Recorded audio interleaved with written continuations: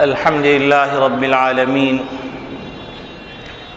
والصلاة والسلام على أشرف الأنبياء والمرسلين وخاتم النبيين محمد وعلى آله وصحبه ومن تبعهم بإحسان ودعا بدعوتهم إلى يوم الدين. أما بعد فأعوذ بالله من الشيطان الرجيم. بسم الله الرحمن الرحيم. قال الله تبارك وتعالى ثم لتسألن يومئذ عن النعيم. وعن أبي براء الأسلمي رضي الله تعالى عنه قال قال النبي صلى الله عليه وسلم لا تزول قدم بني آدم يوم القيامة من عند ربه حتى يسأل عن خمس: عن عمره فيما أفناه، وعن شبابه فيما أبلاه، وعن ماله فيما من أين اكتسبه وفيما أنفقه، وفيماذا عمل فيما علم، أو كما قال عليه الصلاة والسلام. دقات قلب المرء قائلة له دقات قلب المرء قائلة له إن الحياة دقائق وثواني. میرے محترم بزرگوں، عزیز دوستوں، دینی اسلامی بھائیوں، اللہ رب العالمین نے ہم کو دنیا میں بامقصد بنا کر بھیجا، اور ہم دنیا میں آ کر دنیا کی رنگ رنگیلیوں میں پڑھ کر غافل ہو گئے اور بے مقصد زندگی گزارنے لگے. اور بے مقصد زندگی گزارتے گزارتے ہم نے جن چیزوں کو مقصد بنا دیا، ان چیزوں نے ہمیں اللہ کی یاد سے غافل کر دیا. اور اگر اسی طرح ہم اپنی بے مقصد زندگی گزارتے رہے تو پھر ایک وقت آئے گا کہ موت کا جام منہ سے ٹکرائے گا اور انسان کے سامنے وہ تمام حقائق کھل جائیں گے جو حقائق انبیاء علیہم السلام بیان کرتے چلے آئے، ان کے وارثین بیان کرتے چلے آئے، واعظین بیان کرتے چلے آئے، تحریر اور تقریر سے پتہ چلتا رہا. لیکن ہم نے اپنے آپ کو غفلت کے پردوں میں ایسا لپیٹ لیا کہ ہم بیدار نہ ہو سکے. جب پتہ چلے گا تو اس کا انجام یہ ہوگا کہ انسان حسرت سے کہے گا فَلَوْ أَنَّ لَنَا كَرَّةً فَنَكُونَ مِنَ الْمُؤْمِنِينَ. ہم کو ایک موقع اور دے دیجئے، ہم دنیا میں جائیں گے اور آپ ہم کو پہلی جیسی حرکتوں اور کرتوتوں کرتا ہوا دیکھیں گے نہیں، بلکہ ہم مومنین میں ہوں گے، محسنین میں ہوں گے، اچھے اعمال کرنے والوں میں ہوں گے. لیکن اللہ رب العالمین کا دستور ایسا نہیں. اللہ رب العالمین کا دستور انبیاء علیہم السلام کے ذریعے سے باخبر کرتے رہنا ہے، اپنی آسمانی کتابیں اور صحیفے بھیج بھیج کر متوجہ کرتے رہنا ہے. اور پھر انبیاء علیہ السلام کے سلسلے کو جب محمد نبی صلی اللہ علیہ وسلم کے اوپر ختم نبوت کے سلسلے کو ختم فرما کر اس سلسلے کے نائبین علماء کو مقرر فرما دیا اور ان کے ذمے یہ کام لگا دیا کہ تم وقتاً فوقتاً اللہ کے بندوں کو اللہ سے ملاتے رہو، اور ان پر جو غفلت کے پردے پڑتے چلے جا رہے ہیں، اپنی بے مقصد زندگی گزارنے کے نتیجے میں ان پردوں کو چاک کرتے چلے جاؤ.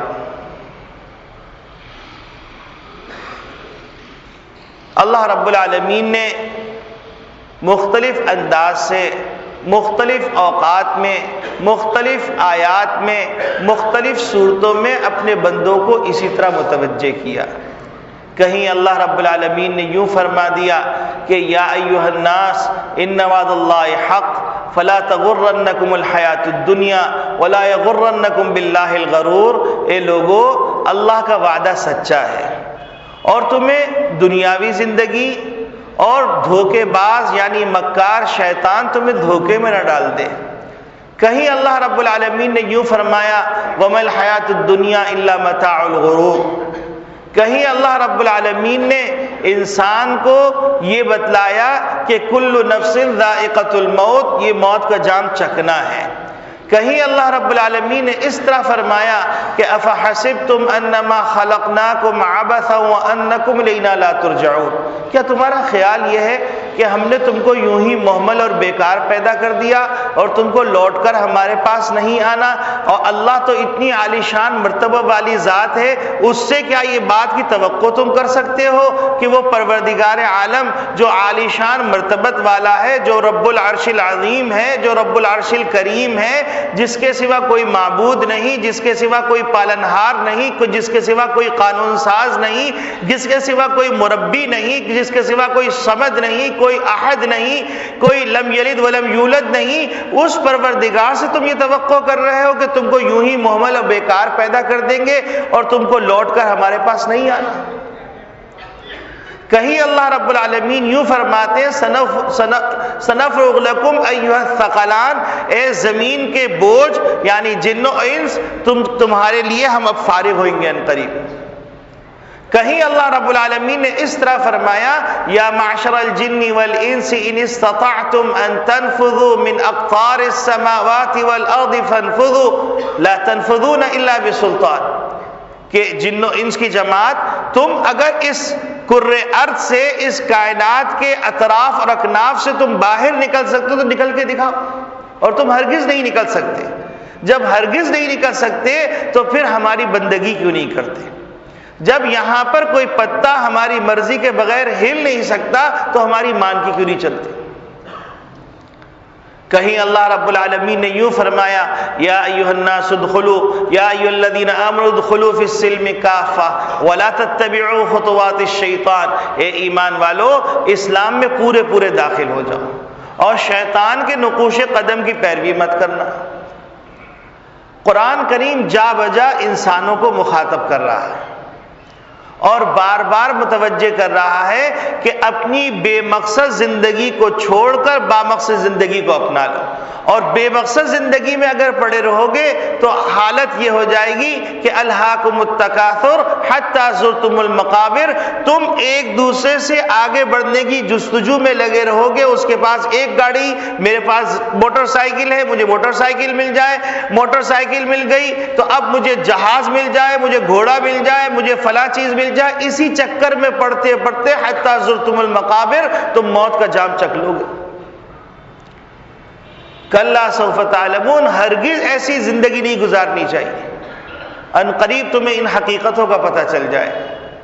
ثم کلا سوف تعلمون، پھر بتلایا جا رہا ہے تمہیں ہرگز ایسی طریقے پہ زندگی نہیں گزارنی چاہیے، تمہیں ان قریب پتہ چل جائے گا کہ تم کیسی زندگی گزار رہے تھے۔ اور پھر آخر میں اللہ رب العالمین ارشاد فرماتے ہیں اس سورت کے اختتام پر کہ لَتُسْأَلُنَّ يَوْمَئِذٍ عَنِ النَّعِيمِ، اس دن پروردگار عالم اپنی نعمتوں کے بارے میں تم سے باز پرس کریں گے۔ انسان جب بے مقصد زندگی گزارتا ہے تو اس کے نتیجے میں انسان کو اللہ کی نعمتوں کا استحضار بھی نہیں رہتا، اور آج ہم بالکل اسی زمرے میں آ چکے ہیں کہ ہمیں اللہ رب العالمین سے صرف اعتراض ہی اعتراض ہے۔ اللہ نے ہمارے ساتھ کیا کیا؟ ہم کبھی یہ نہیں سوچتے کہ ہم نے اللہ کے ساتھ کیا کیا، ہم نے اللہ کے رسول کے ساتھ کیا کیا، ہم نے اللہ کے کتابوں کے ساتھ کیا کیا، ہم نے اللہ کے قوانین کے ساتھ کیا کیا، ہم نے اللہ کے رسول کے وارثین کے ساتھ کیا کیا، ہم کبھی نہیں سوچتے۔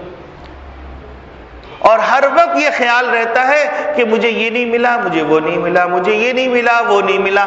نبی کریم صلی اللہ علیہ وسلم فرماتے ہیں کہ دیکھو دین کے معاملے میں اپنے سے اوپر کو دیکھو اور دنیا کے معاملے میں اپنے سے نیچے کو دیکھو۔ کیونکہ جب تم اپنے سے نیچے کو دیکھو گے تو تمہارے اندر نعمت کے استحضار کی کیفیت پیدا ہوگی اور تم اللہ کے شکر گزار بندے بن جاؤ. فلاں شخص کی ایک آنکھ نہیں، میری 2 آنکھیں. فلاں شخص کے پاس فلاں چیز نہیں ہے، میرے پاس تو یہ چیز بھی ہے. فلاں شخص پیاز روٹی سے کھا رہا ہے، میں تو فلاں چیز کھا رہا ہوں. فلاں شخص ایسا لباس پہنا ہوا ہے، میں تو اتنا اچھا لباس پہنا ہوا ہوں. اور دین کے معاملے میں اپنے سے اوپر کو دیکھو کہ فلاں آدمی 5 وقت کی نماز صف اول میں پڑھ رہا ہے، مجھے یہ توفیق حاصل نہیں. فلاں شخص 1 پارہ پڑھ رہا ہے، میں 1 پاؤ نہیں پڑھ سکتا. فلاں شخص 3 پارے پڑھ رہا ہے، میں 1 پارہ بھی نہیں پڑھ سکتا.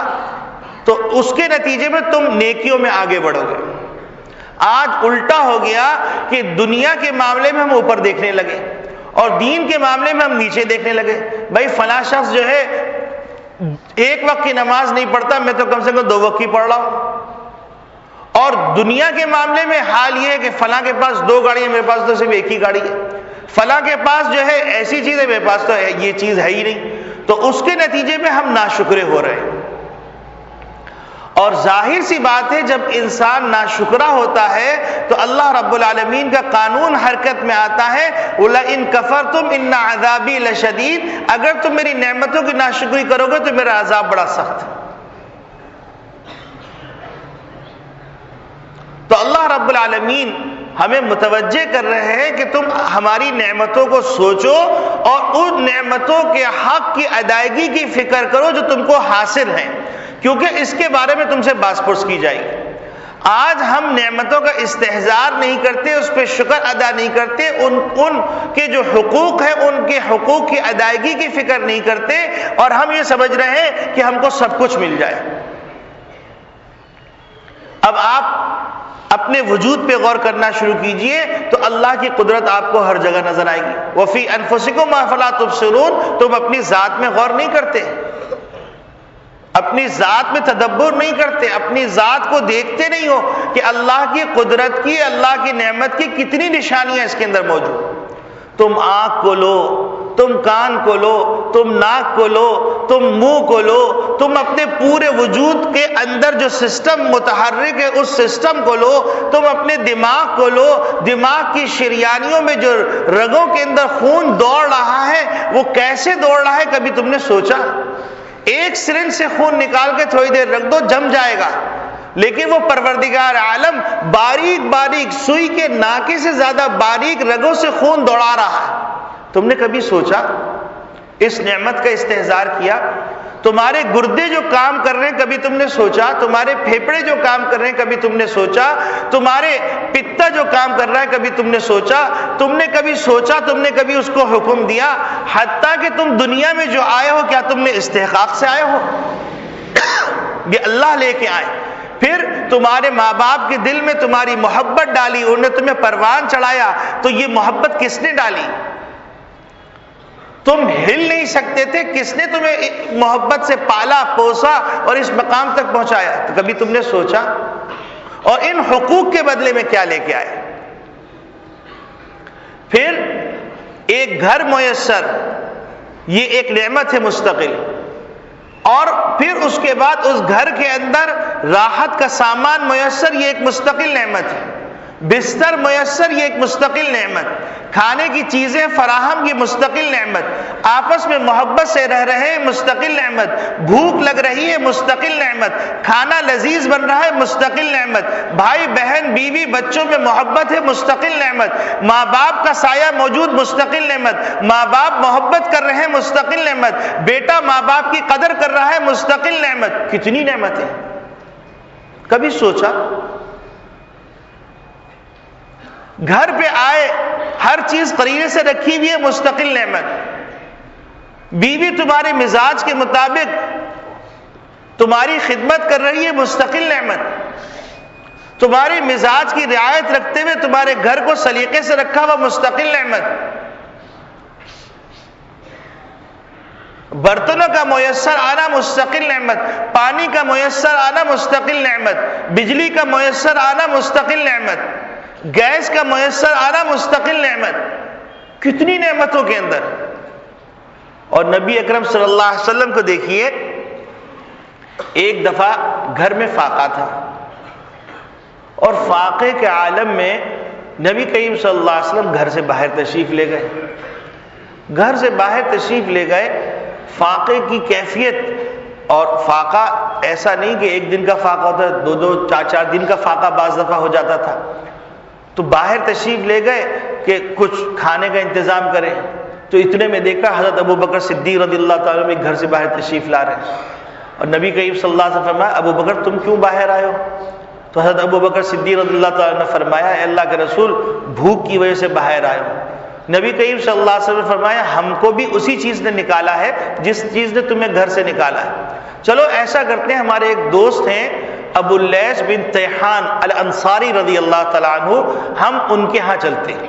ان کا ایک باغ تھا، اس باغ میں تشریف لے گئے.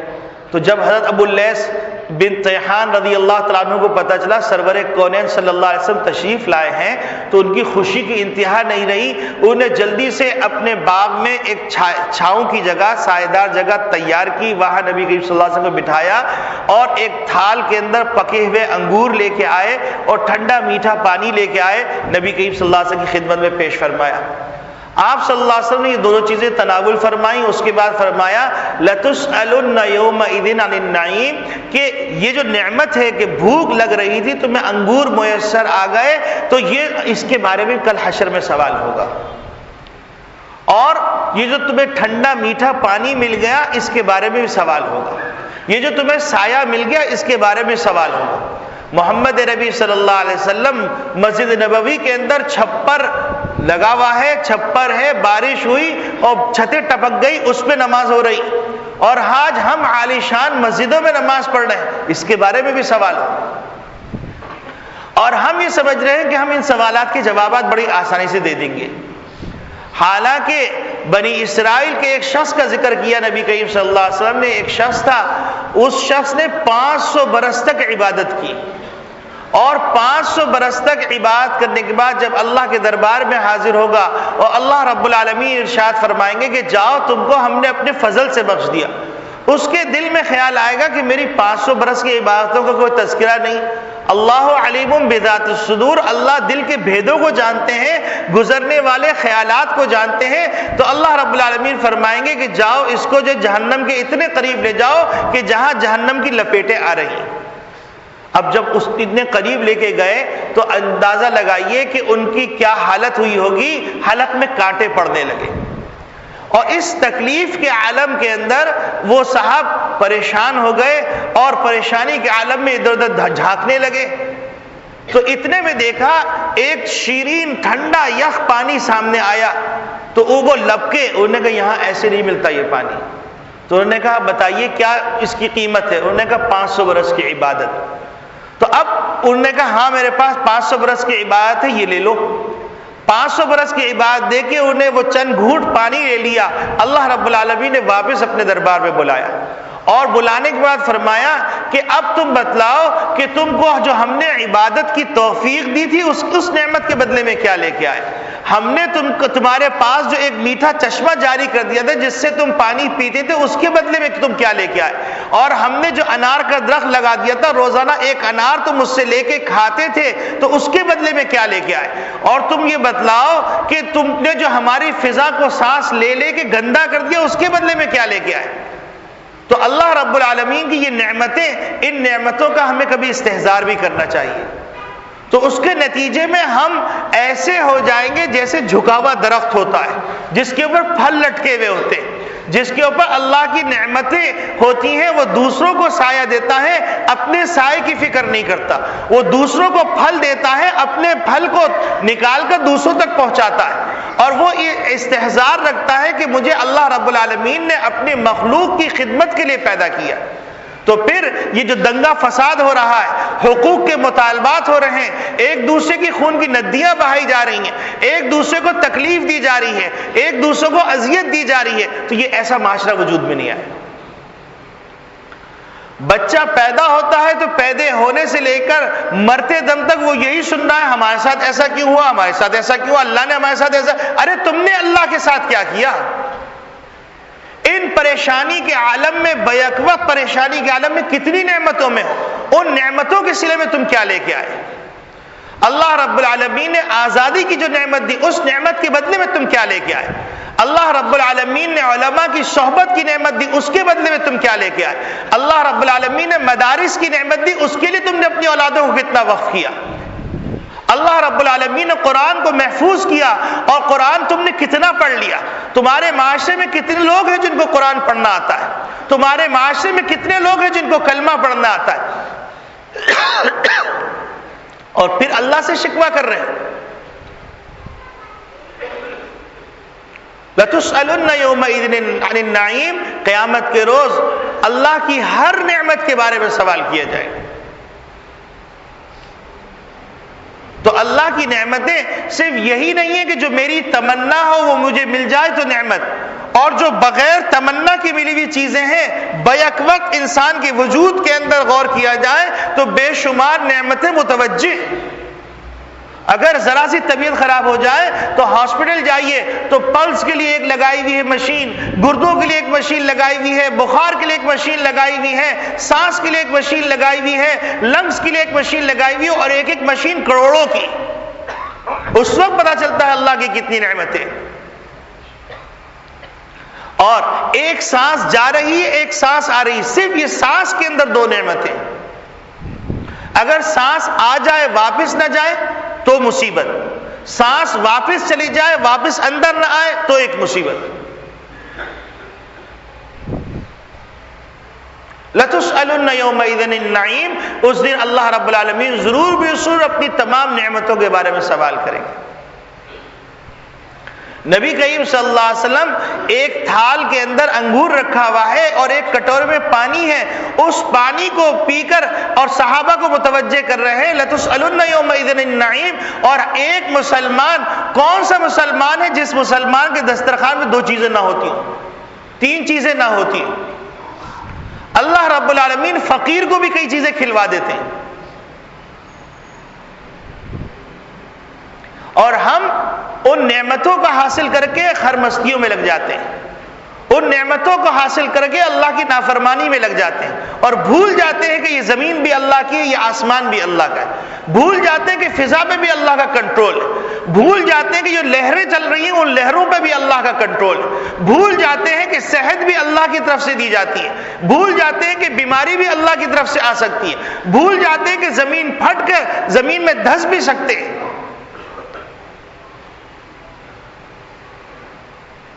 ہم سوچیں کہ اللہ کی کتنی نعمتیں، اور پھر نبی کریم صلی اللہ علیہ وسلم نعمت کی ایسی قدر فرما رہے ہیں، اور ہمارا حال یہ ہے کہ ایک دسترخوان کے اوپر جتنا کھانا ضائع ہوتا ہے کہ اگر اس کے ایک دانے کے بارے میں سوال کر لیا گیا تو ہم جنت میں نہیں جا سکتے۔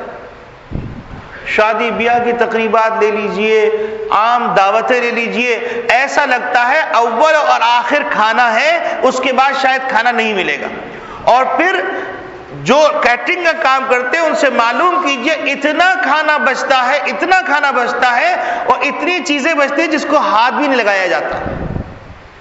بیک وقت کئی چیزیں جمع کر لی ٹیبل پر، دو چار نوالے لیے اور اس کے بعد وہ چھوڑ دی، اب وہ کوئی نہ دوسرا کھا سکتا ہے نہ کچھ کر سکتا۔ یہ اللہ کی نعمت کے بدلے میں کیا لے کے آئے؟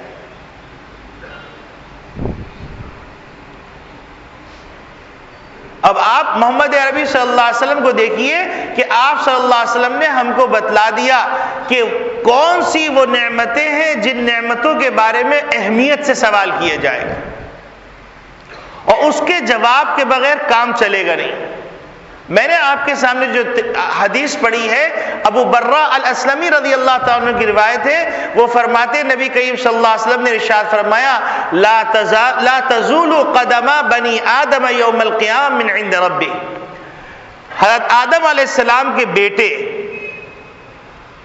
ایک قدم اس وقت تک آگے نہیں بڑھا سکتے جب تک کہ 5 سوالات ان سے نہ کر لیے جائیں۔ تو معلوم یہ ہوا کہ ایک ایسا دروازہ لگا ہوا ہے جس دروازے سے اس وقت تک نہیں گزریں گے جب تک کہ دروازے پہ آپ اپنا کارڈ چارج نہیں کروا لیتے۔ اب آپ مجھے بتلائیے کہ آج دنیا کے اندر ایسی چیزیں ایجاد ہو گئی ہیں جس کی بنیاد پر آپ کا پرسنل کارڈ لگائیں گے تو آپ اوپر لفٹ میں جا سکتے ہیں، اوپر بلڈنگ میں جا سکتے ہیں، ورنہ باہر کھڑے رہیں گے۔ تو تو اللہ رب العالمین کی بات کو سمجھنے کے لیے اس مثال کو سامنے رکھیے کہ آپ کے سامنے سب کچھ منظر ہے، جنت بھی نظر آ رہی ہے، سب کچھ نظر آ رہا ہے، لیکن 5 سوالات کے جوابات دیے بغیر آگے بڑھ نہیں سکتے. اور اس میں نہ عالم کی تخصیص ہے نہ جاہل کی تخصیص. ہر بنی آدم کو ان 5 سوالات کے جوابات دینے ہیں، ورنہ آگے بڑھ نہیں سکتے. سب سے پہلا سوال یہ ہے عن عمرہ فیما افنا. تمہاری عمر کے بارے میں پوچھا جائے گا، تم نے اپنی عمر کہاں گزاری. شیطان دھوکے میں ڈالے رکھتا ہے ابھی میں جوان ہوں. کس کو کیا پتا کہ جوانی کے بعد بڑھاپا میسر آئے گا یا نہیں آئے گا. کس کو کیا پتا کہ وہ بچپن سے جوانی کی دہلیز پہ قدم رکھتے ہی رخصت ہو جائے گا یا کچھ اور عمر بھی پائے گا. کسی کو نہیں پتا. اور اگر بڑھاپا مل بھی گیا تو بڑھاپا توفیق کے ساتھ ملے گا یا بد توفیقی سے ملے گا.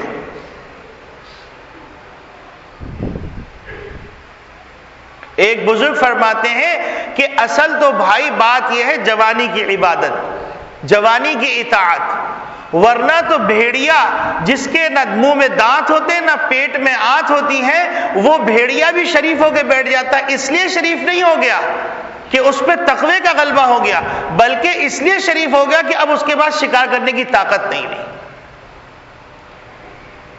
یہی وجہ ہے کہ اللہ رب العالمین اپنے عرش کے سائے کے نیچے جن کو جگہ عطا فرمائیں گے، اس میں ایک وہ نوجوان ہے شاب نشأ فی طاعت اللہ، وہ نوجوان جس نے اللہ کی اطاعت پہ اپنی زندگی گزاری.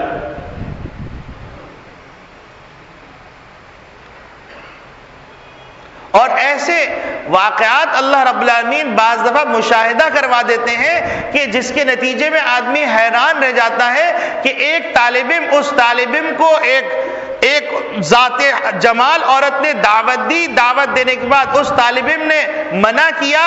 اس نے کہا اگر تم میرے تقاضے کو پورا نہیں کرو گے تو میں شور مچا دوں گا. اس نے کہا ٹھیک ہے مجھے اجازت دے دیجیے، میں قضاء حاجت سے فارغ ہو جاؤں.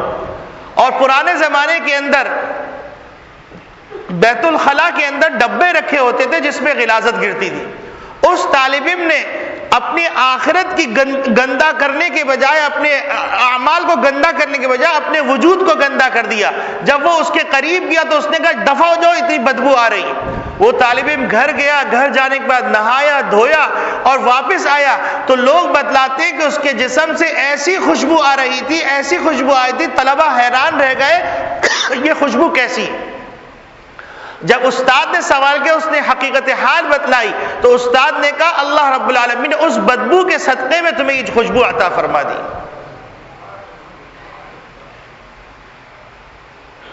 ہم یہ سمجھتے ہیں کہ بوڑھے ہو جائیں گے. ارے اللہ رب العالمین کے رسول فرما رہے ہیں بوڑھے ہو جائیں گے، وہ تو ایک الگ سوال ہے. پہلا سوال جس کے بغیر اگلا جواب نہیں ہوگا، اگلا سوال نہیں ہوگا عن عمرہ فیما افنا. تمہیں تمہاری عمر کے بارے میں پوچھا جائے گا کہ تم نے اپنی عمر کہاں گزاری. اور اللہ رب العالمین کے ہاں قانون یہ ہے کل شیء احصیناہ کتابا، ہم نے ہر چیز لکھ کے رکھی ہے. انسان حسرت سے کہے گا ما لہذا الکتاب لا یغادر صغیرۃ ولا کبیرۃ الا احصاها. ہاں یہ کیسا اعمال نامہ ہے، نہ اس میں چھوٹی چیز رہی ہے نہ بڑی چیز رہی، سبھی کچھ درج کر دیا گیا. اور اگر انسان اس دھوکے میں پڑا ہوا ہے اور وہ یہ سمجھ رہا ہے کہ میں اللہ کی بندگی میں وقت گزار رہا ہوں، تو ایک بزرگ فرمائے لگے میاں اللہ رب العالمین نے 24 گھنٹے دیے ہیں، تم 24 گھنٹے کا پرچہ تیار کرو اور دیکھو کہ تم نے کتنا وقت اللہ کی فرمانبرداری میں گزارا اور کتنی اپنی منچاہی زندگی گزاری. اگر تم نے اللہ کی فرمانبرداری میں وقت گزارا ہے تو تم سمجھ لو تم مقصد کی طرف بڑھ رہے ہو. لیکن اگر تم نے اپنی منچاہی زندگی میں زیادہ وقت گزارا ہے، 24 گھنٹے میں کتنا وقت تم نے نماز پڑھی، کتنا وقت تم نے کیا کیا، اگر اس کے اندر گزارا نہیں ہے تو یاد رکھو تم مقصد سے ہٹے ہوئے ہو اور تمہاری زندگی کا اکثر حصہ اللہ کی نافرمانی میں گزر رہا ہے. اور موت سے پہلے موقع ہے، اور موت کے بعد سوال کرنے والا جب سوال کرے گا فلو ان لنا کرتن، ایک موقع دے دیجئے ہم دوبارہ دنیا میں جائیں گے. اب بات سمجھ میں آ گئی تو اللہ رب العالمین فرمائیں گے اولم نعمرکم، کیا تم کو ہم نے اتنی عمر نہیں دی تھی؟ جس کے اندر نصیحت حاصل کرنے والا اپنی نصیحت حاصل کر سکتا تھا. اور کیا تمہیں ڈر سنانے والا، بیدار کرنے والا، متوجہ کرنے والا نہیں آیا تھا تمہارے پاس؟ انبیاء کی شکل میں تمہارے پاس آئے، کتابوں کی شکل میں تمہارے پاس آئے، اولاد کی شکل میں تمہارے پاس آئے، پوتے کی شکل میں تمہارے پاس آئے، سفید بالوں کی شکل میں تمہارے پاس آیا، نزلہ کھانسی کی شکل میں تمہارے پاس آیا، بیماری کی شکل میں تمہارے پاس آیا. کیا تمہارے پاس ڈر سنانے والا نہیں آیا تھا؟ تم کو بیدار کرنے والا نہیں آیا تھا؟ تو میرے عزیز دوستو بھائیوں، ہم سے پہلا سوال جو کیا جائے گا ان عمرہ فیما افنا، کہ ہم سے پوچھا جائے گا کہ بتلاؤ تم نے اپنی عمر گزاری کہاں.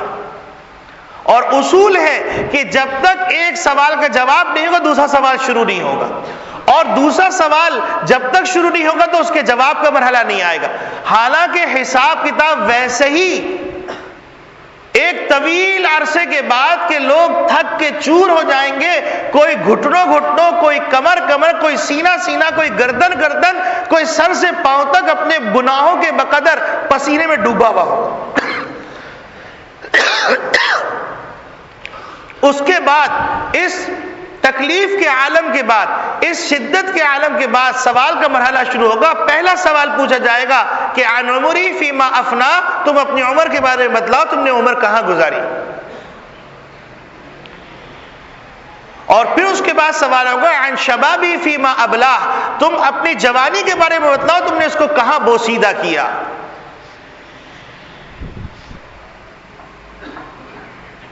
اور پھر اس کے بعد تیسرا سوال ہوگا عن مالہ من این اکتسبہ، اس مال کے بارے میں سوال ہوگا کہ تم نے مال کمایا کہاں سے.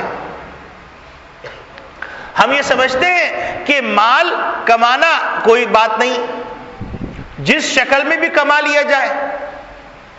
جیسا کہ قوم شعیب نے کہا تھا اصلاتک تأمرک ان نترک ما یعبد آباؤنا او ان نفعل فی اموالنا ما نشاء، کیا تمہاری نماز، تمہارے روزے، یہ تمہارا صوفیانہ طریقہ تمہیں اس بات کی دعوت دے رہا ہے، اس بات کا حکم دے رہا ہے کہ ہم اپنے آبا و اجداد کے طریقے کو چھوڑ دیں اور اپنے اموال کے اندر اپنی مرضی کے مطابق تصرف نہ کریں؟ اس بات کا حکم دے رہا ہے، جاؤ اپنا کام کرو. لیکن وہاں پر یہ چیز نہیں چلے گی، وہاں پر بتانا پڑے گا کہ یہ مال کس طریقے سے کمایا تھا. اب حرام کی مختلف شکلیں، ایک حرام کی شکل ہے رشوت، ایک حرام کی شکل ہے سود، ایک حرام کی شکل ہے غصب، ایک حرام کی شکل ہے یتیم کا مال کھا لینا. اور یہ ساری جتنی شکلیں ہیں اللہ رب العالمین فرما رہے ہیں ان الذین یاکلون اموال الیتامی ظلما انما یاکلون فی بطونہم نارا، اپنے پیٹ میں انگارے بھر رہے ہیں. حتیٰ کہ ایک موقع پر نبی کریم صلی اللہ علیہ وسلم یہاں تک فرما دیا کہ دیکھو تم لوگ اپنے مسائل میرے سامنے لے کے آتے ہو، تم میں ایک چرب زبان ہوتا ہے اور ایک کم گو ہوتا ہے، اور چرب زبان اپنی چرب زبانی کی بنیاد پر میرے سے اپنے حق میں فیصلہ کروا لیتا ہے. لیکن یاد رکھو اگر فیصلے کے اندر اس نے اپنے چرب زبانی کا سہارا لے کر غلط فیصلہ اپنے حق میں کروا لیا اور میں نے فیصلہ کر بھی دیا، یعنی پیغمبر وقت فیصلہ سنانے کی ٹھیک ہے یہ تمہاری چیز ہے لیکن وہ چیز تمہاری نہیں تھی تو اس کو مت لینا، یہ انگارے ہیں. تو آج عدالتوں کے اندر کیا ہو رہا ہے ہم سوچ لیں. اور انسان یہ سوچتا ہے مال یتیم کھائے گا کون، لیکن آج کی جدید معاشرت کے اندر مال یتیم کھانے کا ایک نیا ڈھنگ آ گیا ہے کہ باپ کا انتقال ہوا، بڑے بھائی نے سارا مال ہڑپ کر لیا، اس میں چھوٹے بچے، یہ مال یتیم تو ہے. بہنوں کا مال ہڑپ کر لیا، یہ مال یتیم تو ہے. اور ہم سمجھ رہے ہیں کہ ہم مال یتیم کھاتے نہیں، ہم تو یتیم کی سرپرستی کر رہے ہیں. اپنے گھر کے اندر اجاڑ کے دوسرے گھر کی سرپرستی کریں تو اللہ کو ضرورت نہیں ہے اس کی. اللہ ابابیل سے بھی کام لے لیتے ہیں. اور ایک حرام کی صورت وہ ہے جس کو ہم حرام ہی نہیں سمجھتے. مثلا ملازمت کا وقت ہے 8 گھنٹے، اس 8 گھنٹے کا خیال نہیں رکھتے، گپ شپ میں وقت لگا رہے ہیں، 4 گھنٹے کام کیا، 4 گھنٹے وقت میں تنخواہ پوری لی، وہ 4 گھنٹے والی تنخواہ حرام ہے.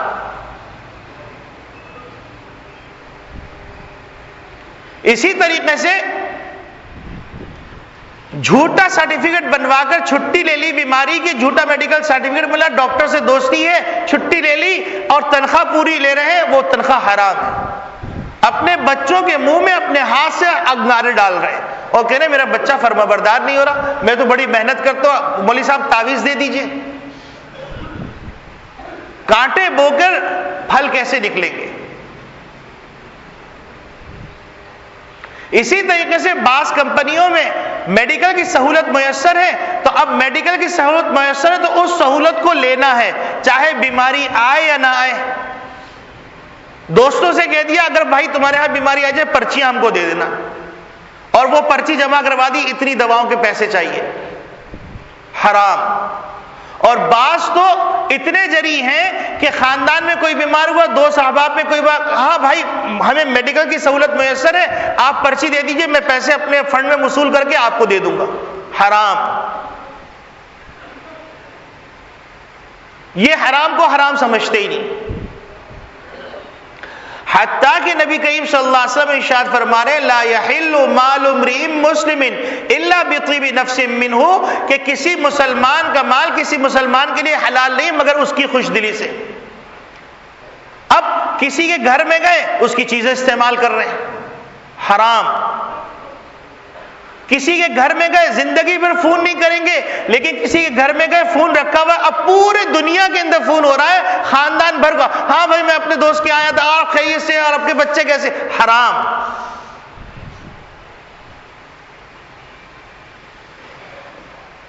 اسی طریقے سے دکانداری کے اندر ایک آدمی زبردستی زور دے کے دکاندار سے پیسے کم کروائے، اس نے مجبور ہو کے پیسے کر دیے، آپ نے جو یہ پیسے زائد بچوائے ہیں یہ بھی حرام ہے، کیونکہ خوش دلی سے ایک حد تک بارگننگ کرنے کی اجازت، لیکن حد سے تجاوز کر کے پریشر دے کے بارگننگ کرنا یہ حرام۔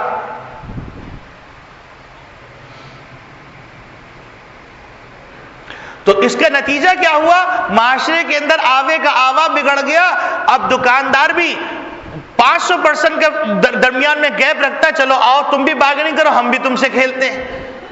اس کا نتیجہ یہ ہوتا ہے کہ 25,000 کا قالین کہتے ہیں اور 500 میں دے کے چلے جاتے ہیں، ایسے بھی دنیا میں لوگ۔ آوے کا آوا بگڑ گیا اور مسلم معاشرے کے اندر بگڑا۔ تو سوال یہ کیا جائے گا عن مالہ من این اکتسبہ، تم مال کے بارے میں بتلاؤ کہاں سے کمایا تھا، اور فیما انفقہ، اور یہ سوال کیا جائے گا تم خرچ کہاں کرتے تھے۔ ہم یہ سمجھتے ہیں مال ہمارا ہے، ہماری محنت کا کمائی کا مال ہے، ہم جہاں چاہیں خرچ کریں، اور قدم آگے نہیں بڑھیں گے۔ لا تزول قدم عبد بنی آدم یوم القیامت من عند ربی، ایک قدم آگے نہیں بڑھے گا بنی آدم کا جب تک کہ ان 5 سوالوں کے جوابات نہیں دے دیے جائیں گے۔ اور شیطان نے ایسا دھوکے میں ڈال دیا کہ اب ایسی رسومات لے کے آ گئے، اس کے نتیجے میں وہ فیشن کے نام پر مال ضائع ہو رہا ہے، اس میں نہ لڑکی والوں کا فائدہ، نہ لڑکے والوں کا فائدہ، نہ گھر والوں کا فائدہ، نہ مہمانوں کا فائدہ، کسی کا آتش بازی ہو رہی ہے، رقص و سرور کی محفلیں ہو رہی ہیں، غزل کے پروگرام ہو رہے ہیں، اور ہم یہ سمجھ رہے ہیں یہ تو خوشی کے لیے۔ ایک آنے کا جواب نہیں دے سکتے، 8 لاکھ روپے آتش بازی میں خرچ ہو رہے ہیں۔ غزل کی رات مقرر کی گئی، اس غزل کی رات میں لاکھوں روپے لٹا دیے گئے، صرف گلوکاروں کو بلانے کے لیے جو خرچہ کیا وہ الگ، اور جو ہال وغیرہ کا خرچہ کیا وہ الگ، اور ہم سمجھ رہے ہیں یہ گناہ ہی نہیں۔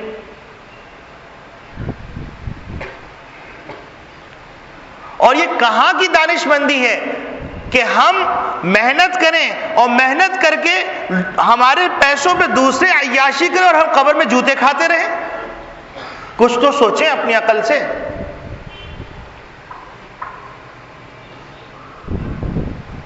تو سوال کیا جائے گا مال کہاں خرچ کیا گیا، اور 5واں سوال یہ کیا جائے گا تم نے جو علم حاصل کیا اس علم پر کتنا عمل کیا۔ اب عام طور پہ انسان یہ سمجھتا ہے کہ اس سے مراد علماء ہے، یقیناً سب سے پہلے جو جہنم میں داخل کیا جائے گا وہ عالم ہے، اگر اس نے اپنے علم کے تقاضوں پر عمل نہیں کیا، اس نے ریاکاری کے غرض سے علم حاصل کیا، دنیا کو کمانے کو ذریعہ بنانے کے لیے اس نے علم حاصل کیا اور اپنی آخرت کو برباد کیا، دنیا کو اچھا کیا، تو وہ تو جائے گا جہنم میں۔ لیکن اس کے ساتھ ساتھ یہاں پر عموم ہے فیما علم، اور العلم اس کے اندر ادنا فرد بھی داخل ہے۔ کیا مسلمانوں کو معلوم نہیں نماز فرض ہے؟ کیا مسلمانوں کو معلوم نہیں روزہ فرض ہے؟ کیا مسلمانوں کو معلوم نہیں کہ حج فرض ہے صاحب ثروت پر؟ کیا مسلمانوں کو معلوم نہیں زکوٰۃ فرض ہے؟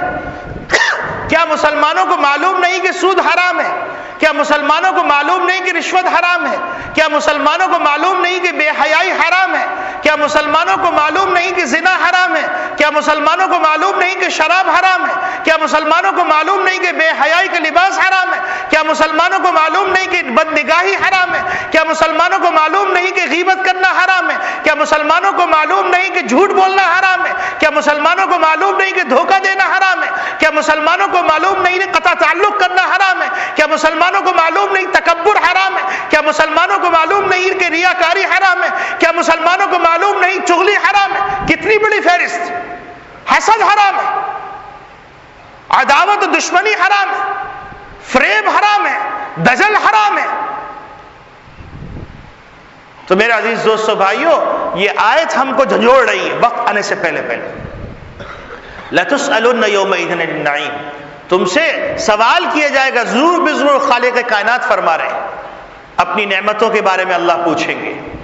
اور نبی کریم صلی اللہ علیہ وسلم قربان جائیے کہ نبی کریم صلی اللہ علیہ وسلم نے پرچہ بھی آؤٹ کر دیا کہ آؤ تم کو بتلائیں کہ وہ 5 سوالات کون سے ہیں جس کی بنیاد پر تم حشر میں کامیاب ہوگے جواب دے کر، اور اگر اس کی تیاری کر کے نہیں گئے تو ناکام نامراد ہو۔ اللہ نہ کرے ہم میں سے کوئی ایسا نامراد ہو۔ تو 5 سوالات ایک دفعہ پھر سن لیجئے۔ پہلا سوال عن عمرہ، عمر کے بارے میں پوچھا جائے گا کہ اس عمر کو تم نے کہاں گزارا۔ وعن شبابہ فیما ابلہ، جوانی کے بارے میں پوچھا جائے گا اس کو کہاں تم نے بوسیدہ کیا۔ وعن مالہ من این اکتسبہ، مال کے بارے میں پوچھا جائے گا کہ یہ مال کہاں سے کمایا۔ وفیما انفقہ، اور پوچھا جائے گا کہاں خرچ کیا۔ اگر آج نیب کہہ دے کہ آپ کے تمام کمپیوٹر کو دیکھا جائے گا اور تمام 5 سال کا آڈٹ کیا جائے گا، ڈیبٹ کریڈٹ کو چیک کیا جائے گا، اس کے بعد آپ کی بیلنس شیٹ ایکسپٹ کی جائے گی، تو اس وقت انسان کے ہوش اڑ جاتے ہیں، وکیل کو رشوت دیتے ہیں اور کہتے ہیں کہ میاں منہ بند کرنے کے لیے جتنے دینے پڑے دے دیں، لیکن میری معاشرے میں عزت رہ جائے۔ اور وہاں اولین و آخرین ہوں گے، آبا و اجداد ہوں گے، انبیاء ہوں گے، صالحین ہوں گے، صحابہ ہوں گے، ان کے سامنے علی رؤوس الاشہاد یہ حساب کتاب ہوگا، خالق کائنات پوچھیں گے، تو اس وقت کا خوف نہیں آتا۔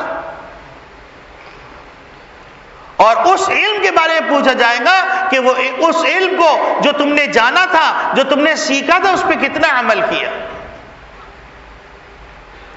اور اگر غفلت میں وقت گزر گیا ہے تو نبی کریم صلی اللہ علیہ وسلم نے یہ طریقہ بھی بتلا دیا کہ تم توبہ کر لو۔ جب توبہ کر لو گے تو اس کا انجام یہ ہوگا کہ تمہاری پچھلی چیزوں کو صاف کر دیا جائے گا۔ اذا تاب العبد، بندہ جب توبہ کرتا ہے، انص اللہ ذلک الحفظ، اللہ رب العالمین نے جو 4 گواہ مقرر کیے ان 4 گواہوں کا بھی معاملہ صاف کر دیتے ہیں۔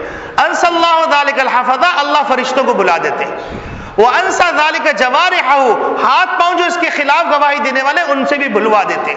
وَمَعَالِمَهُ مِنَ الْأَرْضِ، اور زمین کے اوپر جس زمین پہ گناہ کیا تھا اس زمین سے بھی صفائی کروا دیتے۔